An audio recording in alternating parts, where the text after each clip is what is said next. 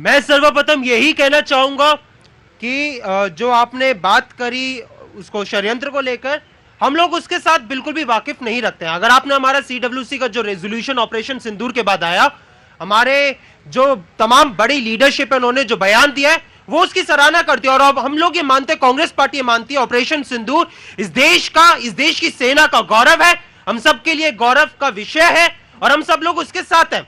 और हम लोग शुरुआत से 22 अप्रैल से इस देश की सरकार के साथ है, इस देश की सेना के साथ खड़े हुए हैं।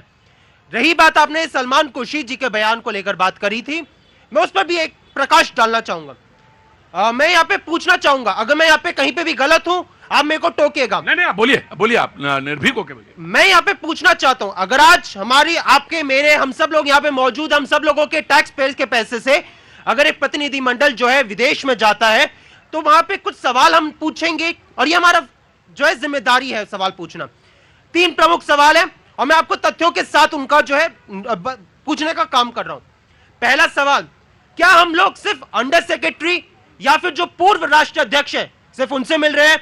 मैं आपको इंडियन डेनमार्क का कई ऐसे जो हमारी इंडियन एम्बेसीज उनका ट्वीट दिखा सकता हूं, उन्होंने क्लियर किया कि हम लोग farmer member of parliament, former minister से मिल रहे हैं, हम करंट उनसे मिल रहे हैं या नहीं? क्या ये पहला सवाल है, क्या नहीं पूछना चाहिए? क्योंकि मेन जो वर्तमान अभी क्या है वही मेन जो है नीति निर्माण करेंगे वहां पे। दूसरा सवाल, क्या हम वहां के अंतरराष्ट्रीय प्रेस से वहां पे मिल रहे हैं, उनको संबोधित कर रहे हैं? ये दूसरा सबसे बड़ा सवाल, क्योंकि जब तक अंतरराष्ट्रीय मंच पर हमारी देश की बात, जब तक हम अंतरराष्ट्रीय मंच पर ठीक है।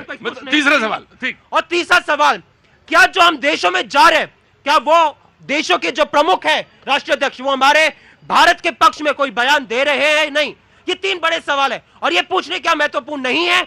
क्योंकि जब हम जा रहे हैं तो एक सबसे बड़ा सवाल आता है, इस समय क्या हासिल होने वाला, इस वजह से ये 3 सवाल बनते हैं। जी, जवाब तो देना है बीजेपी वाले को और taking your point one by one. जी, मैं यहां पे इनकी बातों पे 2 बातों पे जो है जवाब देना चाहूंगा। पहली बात, जो विदेश नीति को लेकर आज ये खबर आई है कि पहली बार 6 सालों के अंदर भारत, मोदी जी G7 के समिट में नहीं जा रहे हैं। ये आपको भी पता होगा और ये बहुत बड़ा, क्योंकि मोदी जी के अकेले की बात नहीं, भारत के गौरव को लेकर बात है, भारत के स्वाभिमान को लेकर बात है। कनाडा ने स्पष्ट शब्दों में कहा है कि उन्होंने भारत को न्योता नहीं दिया है। क्या ये हमारी जो संप्रभुता है, हमारा जो स्वाभिमान, हमारी रिस्पेक्ट, क्या उस पर यह बात आज नहीं आती है कि हम 6 साल में पहली बार कनाडा स्पष्ट शब्दों में कहता है कि हमने भारत को न्योता नहीं दिया?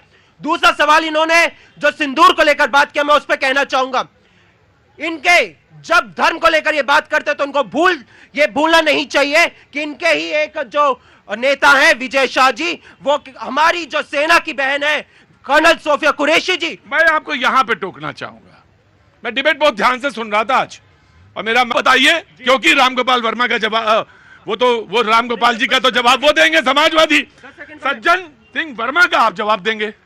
मैं यहां पे बोलना चाहता हूं, अगर इन्होंने विजय शाह पे कार्रवाई की होती, पहली बात, जब हाईकोर्ट जबलपुर का जब वो इस पे संज्ञान लेता है उसके बाद एफआईआर दर्ज की जाती है, ऐसी धाराओं में की जाती है जिससे वो एफआईआर जो है रद्द कर दी जाती है।